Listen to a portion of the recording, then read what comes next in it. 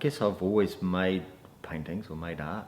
Like I had a little room in the bottom of our house in Hamilton, and I just used to use art as escapism and just always sort of go downstairs and sort of lock myself in the room and paint and draw. So it was kind of like a way of, yeah, escaping what was going on, and immediately I knew that I'd just always make art because there was a drive, there was a sort of like a burning, yeah, desire to make work, to talk about work, and I used, you know, painting as a medium in which to express myself. It was never a choice really. It was almost like a curse. Like I just think that's you know that's why I was put on this planet.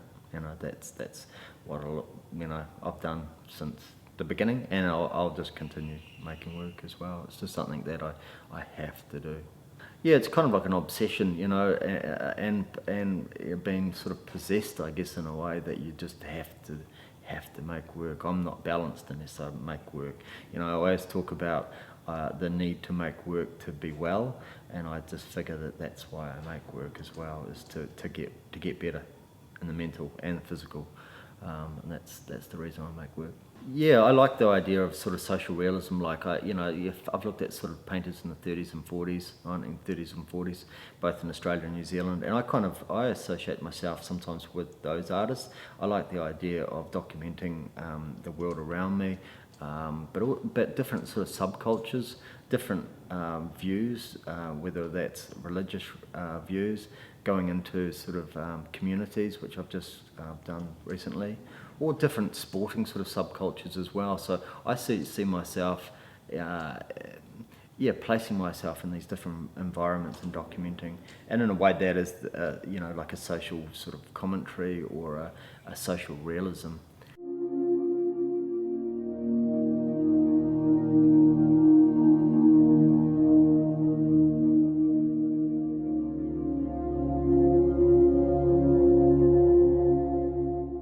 Yeah, like the wall drawings are different than to my, like say, I don't know, life-size drawing.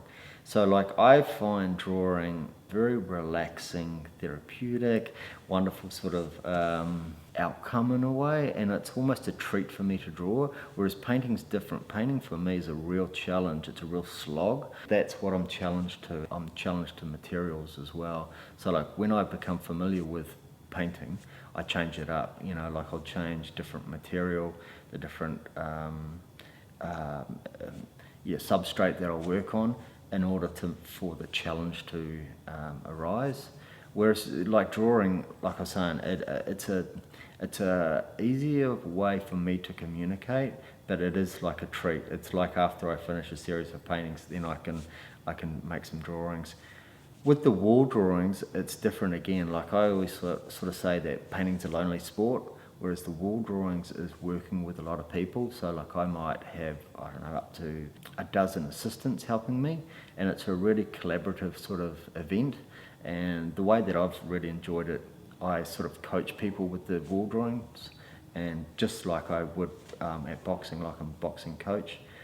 So I like that interaction. I like the physicality of those wall drawings. I like the idea that you can push them in different directions, as opposed to painting, which is all about myself working with these paintings.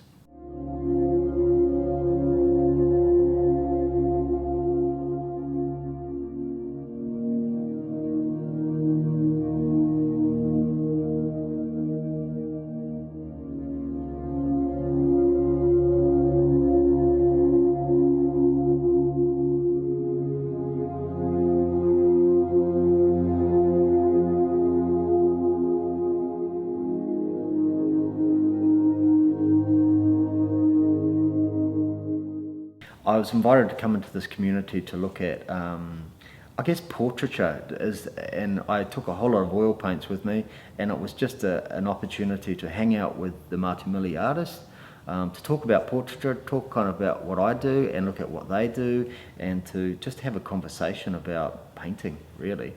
Yeah, just have that experience with them and them with me, and it was a unique opportunity to sort of place myself for 4 weeks up there.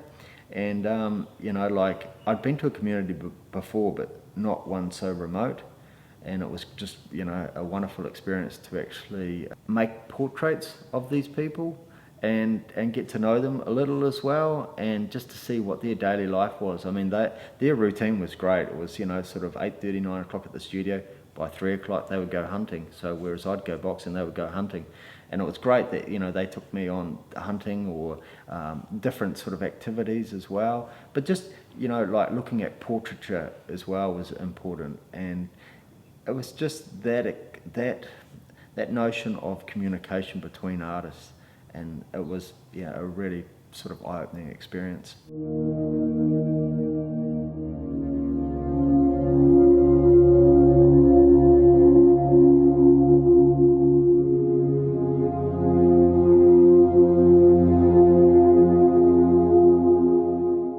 With these paintings, I've tried to strip away, you know, like the backgrounds in a way. There's a few with the actual bung or hill or different sort of the notions of the landscape, but really it's about the people, and I've sort of tried to strip everything away and actually have the presence of the actual portrait of the actual sitter, and that's something that I've, you know, been developing, I guess, for a while, and just having the simplicity of actual, you know, the people that I'm trying to focus on, and catching an element of them, or a, you know, a part of them.